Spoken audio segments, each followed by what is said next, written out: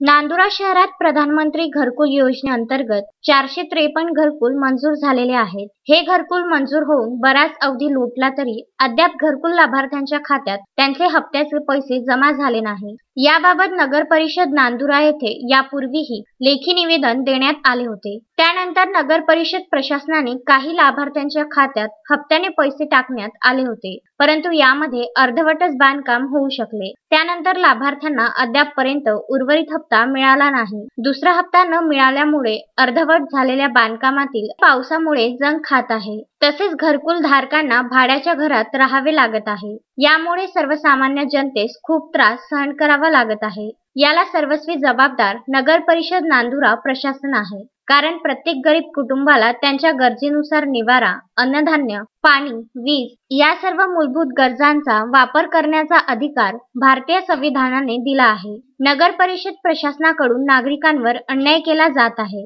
तरी हा अन्याय तात्काळ थांबवून घरकुल लाभार्थ्यांच्या खात्यात त्यांच्या हक्काचे पैसे टाकण्यात यावे, या आशयाचे निवेदन भारतीय जनता पार्टीच्या वतीने नगर परिषद मुख्याधिकारी यांना देण्यात आले। यावेळी सारिका राजेश डागा, श्याम राखोंडे, प्रमोद हिवाडे, ब्रह्मानंद चौधरी, रामसिंग ठाकूर, उमेश ताकवाले, ज्योती सुनील तांदळे, अनिता ब्रह्मानंद चौधरी, प्रज्ञा तांदळे, अरुण सुरवाडे, विश्वकर्मा मुर्रेकर, नाना खर्चे, विकास इंगळे व इतर सदस्य उपस्थित होते।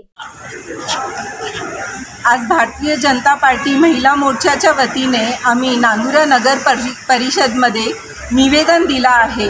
जे प्रधानमंत्री आवास योजना, जी प्रधानमंत्रीची सर्वात जास्त महत्त्वाकांक्षी योजना आहे की गरीब लोकांचे घरं झाले पाहिजे, त्याच्यासाठी जे हप्त्यांचे टप्पे आले पाहिजे तसे आले नाही आहे। म्हणून आज आम्ही इथं निवेदन दिलं आहे आणि त्यांना सांगितलं आहे की 15 दिवसात याचे टप्पे रिलीज करा तुम्ही लोकांचे। पहिला टप्पा दिलेला आहे त्यांनी, पण 100 लोकांना आताही दिलेला नाही आहे। दुसरा टप्पा कोणालाच भेटला नाही आहे, तर त्याच्या वतीने आम्ही आज इथं निवेदन दिलं आहे। पुरुषोत्तम भातुरकर, विदर्भ न्यूज, नांदुरा।